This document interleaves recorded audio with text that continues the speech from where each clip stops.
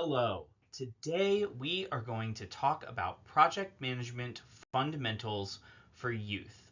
Welcome to this presentation. We hope you enjoy and get a lot out of discussing project management fundamentals. The first question we want to ask is, what is a project? And how can you use project management to create the best solution for the project you have at hand? Let's define what is a project. A project is a temporary endeavor undertaken to create a unique product, service, or result. Temporary, meaning that the project has a beginning and an end. Endeavor, meaning that there is a series of tasks and activities that, when worked together, delivers value. And finally, the product, service, or result is unique, meaning that it requires its own plan. That then means a project is not regular, repeated, or routine work, and also it cannot be simple enough to be accomplished without having a plan. The next question to ask is it a project or is it operations? Remember, operations are ongoing. Operations do not have defined end dates, and they continue as long as an organization exists. Operations are also typically repetitive. The tasks involved in operations are usually repeated on a daily, weekly, or monthly basis. And operations are also typically stable over time. They maintain their stability and efficiency in the organization's day-to-day activities. So in order to practice this, let's take a look at a couple of examples. The first, building a football stadium for the FIFA World Cup. That's a project because it's got a defined beginning and end. Maintenance of the football stadium after the World Cup. Now that's day-to-day, ongoing, repeatable activities, so they're operations. Creating a new product from recycled materials, that is a project because, again, you've got a very specific and unique product that you're trying to develop. Producing the new product at the recycling facility after the official launch. Now those are operations because those are going to be repeatable, stable, and ongoing. Organizing your own 18th birthday party. Now that, again, has a defined beginning and an end date, so that's a project. And organizing birthday parties as an event planner. Now that's an operation because this is repeatable, stable, and ongoing.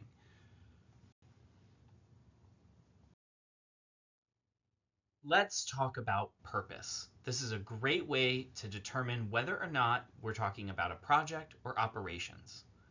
The purpose of projects is to drive change and innovation in an organization to meet specific objectives, whereas the purpose of operational tasks are to carry out day-to-day activities to maintain sustainability and efficiency for the business or organization. So, whenever you're faced with either a project or an operation, ask yourself, does this have a beginning and end? Is it a series of tasks and activities that deliver value?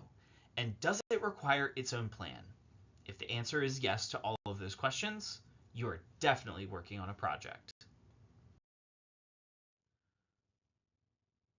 So in thinking about project management, it is really an approach to managing and controlling a project that includes the process of planning, of scheduling out your activities, and monitoring the progress of your project to achieve that specific goal your organization and business are working towards.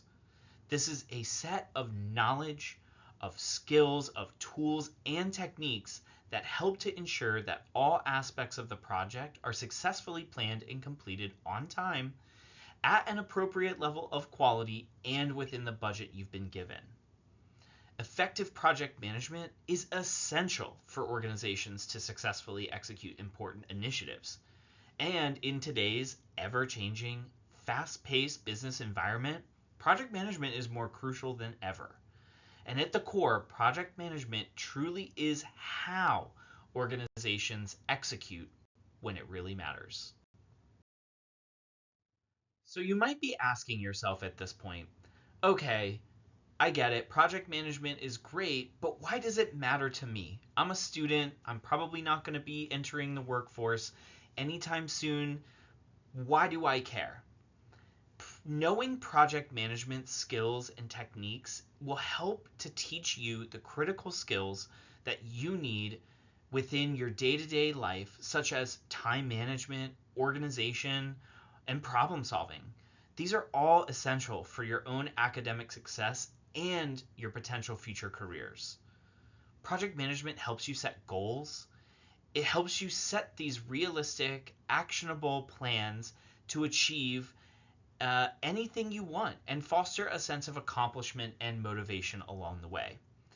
Project management can also allow you to explore and express teamwork and collaboration with your classmates. It helps you to feel responsibility and accountability for the types of tasks that you're managing, the deadlines that you're trying to meet, and the quality of work you're hoping to produce. And project management can really help to build your own confidence in providing opportunities for you to lead projects, to make meaningful decisions, and then ultimately see those tangible results of the efforts that you're putting into it.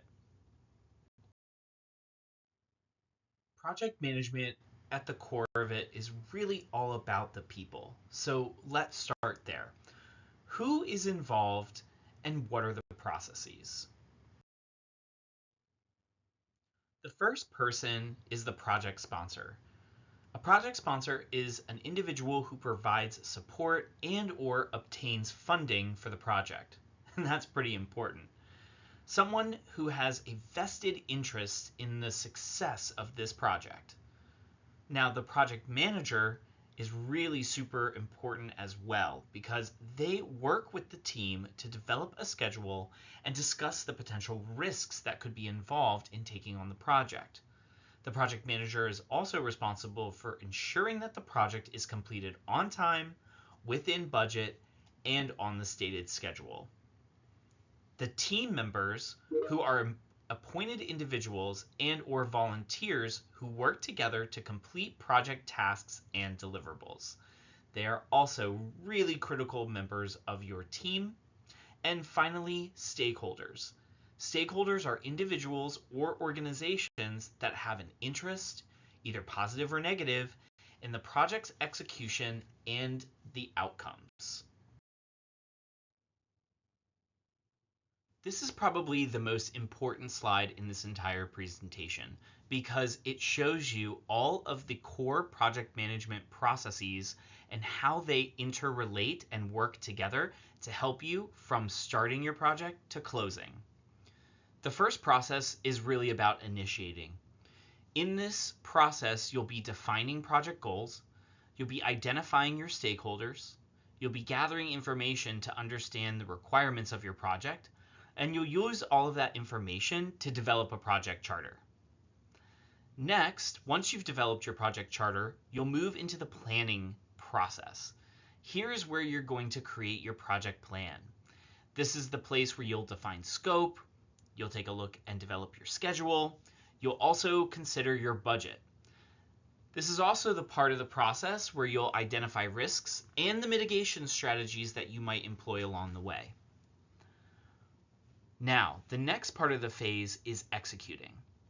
Executing is the part of the process where you start to allocate and manage all of your resources, and this is where you're actually implementing the project plan. Now, you'll notice that the fourth stage, monitoring and controlling, looks as if it's looping back and forth between planning and executing.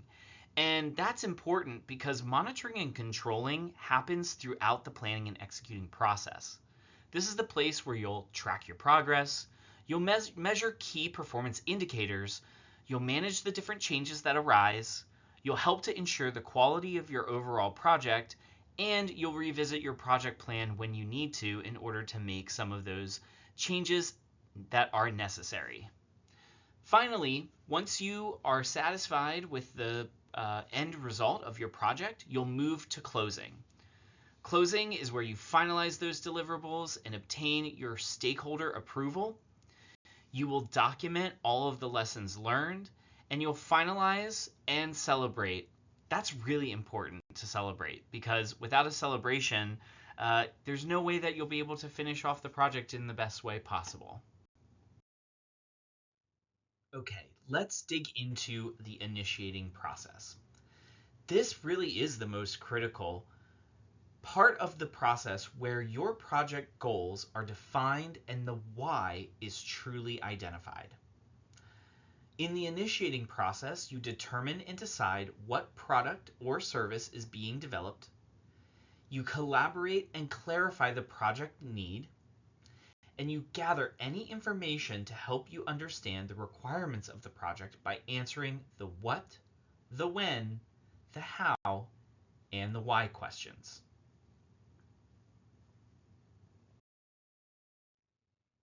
In order to get you familiar with this part of the process, we've developed this short graphic that helps you to think through those critical questions in the initiating process. Answering a few basic questions will really help to guide a project from start to finish, and to help you create that important project charter that outlines the reason for taking on the project in the first place. Questions to consider is: why is the work necessary? What are you going to deliver or accomplish? Where will the project outcomes be used, delivered, or built when appropriate? Who are your stakeholders? Are they customers and users, team members, government, etc.? When will you produce the deliverables? And how will you accomplish and manage the objectives? How will you measure your success? If you have time, this is a great opportunity to practice the initiating process. So pause here and take that slide that we just talked about, and on a separate sheet of paper, if you were planning a birthday party for your best friend, answer these questions: why, what, where, who, when, and how. Take about 10 minutes if you have time to do this activity, and if not, keep moving on through the presentation. The next area to consider are your stakeholders. And this is the part of your plan that allows you to track and communicate the timeline and milestones of your project to people in and outside your organization that are actively involved in the project and whose interests may be either positively or negatively affected by the execution or completion of the project. Now, some examples of internal stakeholders include management or your superiors. This could also be your teacher or parent. It also includes team members, your project sponsor, and different organizational departments and units. Examples of external stakeholders might include customers of your organization or company, suppliers of products to your company, vendors that you work with, government entities that you have to interact with, and general community members that may be affected by your project. There is also a infographic in the right-hand corner that helps you to really think through where each one of your stakeholders should be placed. The x-axis is the level of influence, and the y-axis is the level of interest. So a stakeholder would be marginal if they have a low level of influence and a low level of interest. A influential individual or stakeholder would be someone with a high level of influence and a low level of interest. Now, someone affected would be someone with a high level of interest and a low level of influence. And finally, a key player in your project would be someone with a high level of influence and a high level of interest. The next process is the planning process, and this is where all the details get laid out. The plan created at this point in the process will guide your team through the execution of the project. Things included are the project scope, which outlines what will and will not be included in the project.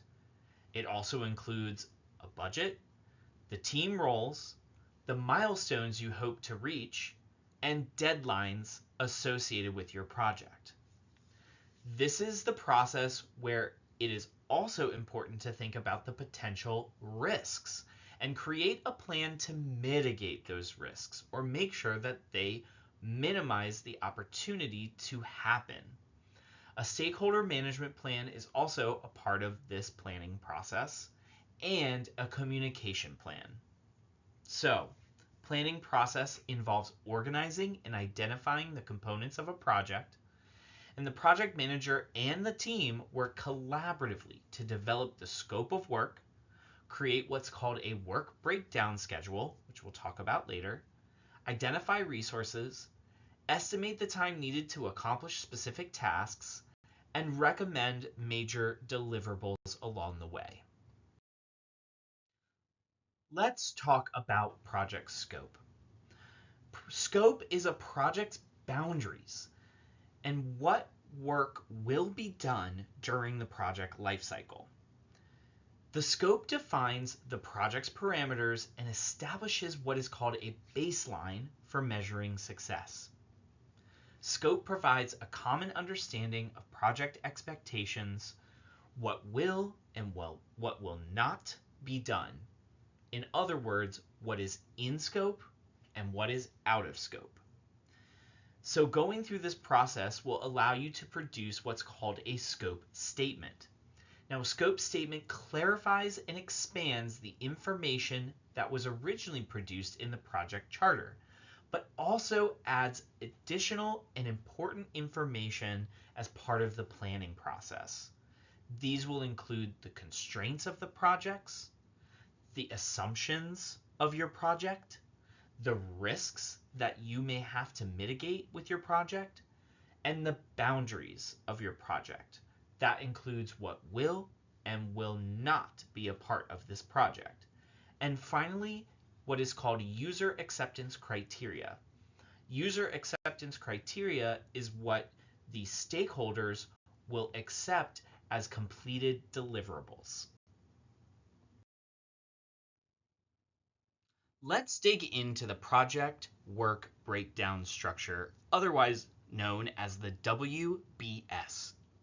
This is a really useful tool because it is a checklist of all the work, the deliverables, and tasks that you need to undertake in completing your project, prioritized in their order of completion. When you're creating a work breakdown structure, you will identify all of the major tasks and activities that are associated with your project. You'll work to put those tasks in the order of completion with which they need to happen. And you'll also work to identify the deliverables and the milestones that you'll want to hit along the way to show that you're making progress on completing your project on time, in scope, and on budget. So in this case, the example that we have here is a birthday celebration. And we've broken that down into a variety of different major categories that include guests, food and beverage, supplies, setup, and cleanup. Now you can create sub-tasks and deliverables under these major categories to help you further define all of the different tasks and deliverables that are associated with these different parts and pieces. For instance, under supplies, you may have to think about getting a birthday cake, you may have to think about getting utensils, party favors, decorations, presents, etc. You can nestle under supplies all of those different tasks and deliverables to be completed so that you can better manage and follow your project from start to finish. So now, if you have time, we want to pause and we want to allow you to practice developing a basic work breakdown structure. Take the previous slide and take the work that you just did if you completed the activity before on the celebration who, what, where, when, why, and how, and utilize that to create your own work breakdown structure around your friend's birthday celebration. And if you don't have time, you can keep on moving.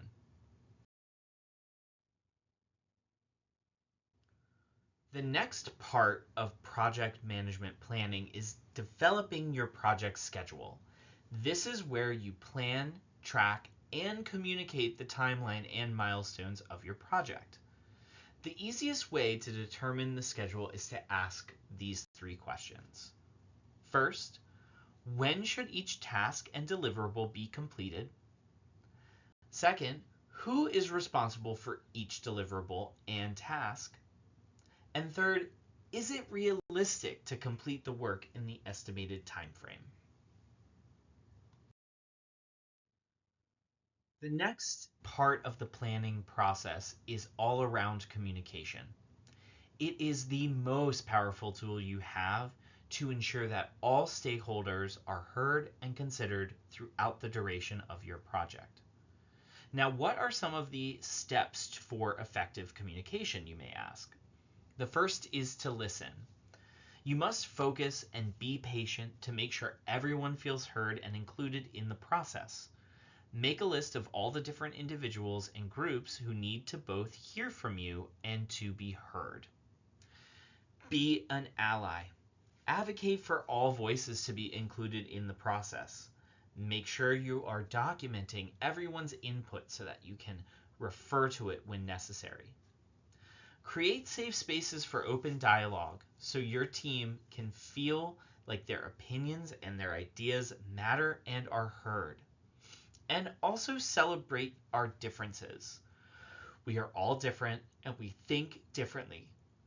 Encouraging each other and talk creatively together. Develop a plan that answers the following questions. What needs to be communicated? When does the information need to be distributed? Who should receive the information? All stakeholders or just some? Where should the information be distributed to? And how and in what format should the information be presented? One of the important parts of project management that a lot of people sometimes forget to follow through on is thinking about and managing risk. So, what is risk as it relates to your project? Well, it's essentially what could go wrong. It's an uncertain future event which, should it occur, will have an impact on the objectives and successes of your project. Now, it's also important here to mention that risks can be positive. For example, a software update allows a milestone to be completed earlier than planned. That could be a risk, but it could also be positive in that it positively impacts the overall completion date of your project. So, as you are thinking about identifying, analyzing, developing a response plan, and monitoring your risks, don't always just think of them as a negative thing. Think of them as positive potentially as well. Now, we have a table here that you can use to get some experience in going through a risk plan. So you'll see here, you'll want to, in the risk column, identify all of the risks that you could see with your project. In the impact column, you'll want to use a rating of 1 to 5, 1 being low impact and 5 being high impact, to determine what you think the impact of that particular risk will be on your project. The next column is the likelihood of the risk. So again, you can use a scale of 1 to 5, 1 being a low likelihood of that risk coming to fruition, or 5 being a very high likelihood that that risk will come to pass. And then finally, you'll want to develop a mitigation strategy. So if any of these risks were to come to pass, what kind of mitigation strategy or ways might you overcome that risk to minimize it or completely erase it from your risk register? Now, This is also another opportunity for you to pause and to practice filling out a risk table similar to the one that we just saw on the last slide. Here's where you would identify risks, you would talk about the impact, you would discuss the likelihood of the risk, and also come up with a potential mitigation strategy to overcome that risk. This activity should take about 10 minutes, and if you don't have time to complete the activity now, you can just move on to the next portion of the presentation. We are now in the executing process, and this is where the real work begins. This is the place where your teams can collaborate, you can review work, and you can present your milestones to stakeholders and revise your project as needed along the way. It is the project manager's job to provide budget management, resource management, change management, and regular status updates about the progress and any challenges your team may be facing. In the executing process, this is where you implement that project plan that you spent so much time developing and working on. This is also where you regularly communicate with the team and have discussions that are vital to the success of the project. And it is important to identify and mitigate issues quickly and ensure progress is in line with the plan. Now let's move on to monitoring and controlling. Project management monitoring and controlling means actively reviewing the status of your project as it proceeds, evaluating potential obstacles, and implementing necessary changes. During this phase, organizations need to juggle several responsibilities, including keeping to the schedule, staying within budget, and keeping to the scope that you agreed to. Monitoring and controlling should truly be done throughout the project. This is where we review and track progress, we manage project issues and change requests, we update the planning documents in response to needed changes, and review the scope to make sure objectives are being met. It is easy to get off track without realizing it unless continually going back to the plan. Finally, we come to the closing process. After the project work has been completed and tested, it is time to close the project. In this process, it is important to reflect on lessons learned, document your findings, and truly celebrate the accomplishments. As part of this closing process, the acceptance of the project outcomes by the appropriate people are completed. Sign-off is completed by the project sponsor. Also, evaluating and documenting lessons learned takes place. Performing final administrative work, and celebrating the project completion and success. Okay, let's do a quick recap. Project management skills are for everyone. We all work on projects all of the time. Whether or not you choose to become a project manager, project management processes and tools will help you be more successful in your academic career, your future profession, and really at any point in your life. Project management skills help you to plan. Remember, communication is key. Risk management takes away the uncertainty. And leaders are really there to support others and make sure everyone has a space to be their best and contribute. I hope you've learned at least a little bit about project management and feel like you can go out and take on complex projects with ease and confidence.